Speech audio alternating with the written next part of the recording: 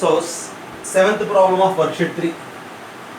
We need to find pair of tangents equation from origin, okay, 0, 0 to the circle S, x square plus y square plus 4x plus 2y plus 3 is equals to 0. Circle equation ఇది మనం pair of tangents equation కనుక్కోవాలి. So మనకు తెలుసు combined equation for pair of tangents ఏమవుతుంది? Combined equation for pair of tangents is s1 square is equals to s into s11. ఈ formula use చేసి we need to find combined equation for pair of tangents. s ఇక్కడ already ఉంది. ఇంకొకసారి ఇదే s ని మనం ఎలా అర్థం చేసుకోవచ్చు అంటే రెండు సార్లు రాయొచ్చు ప్రతి టర్మ్ ని. x into x plus y into y 4x. It can be written as 2 times of x plus x. 2y. It can be written as 1 into y plus y plus 3.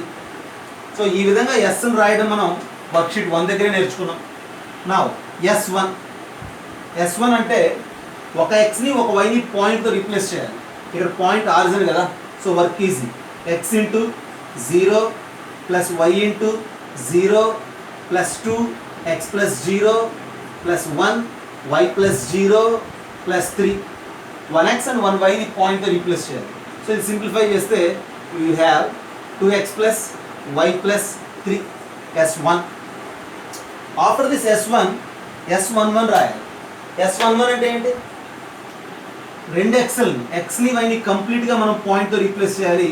s11 0 square plus 0 square plus 4 into 0 plus 2 into 0 plus 3. Simplify చేస్తే s11 is 3. s11.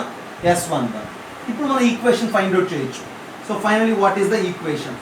s1 square అంటే 2x plus y plus 3 whole square is equals to s is this x square plus y square plus 4x plus 2y plus 3 into s11 is again 3.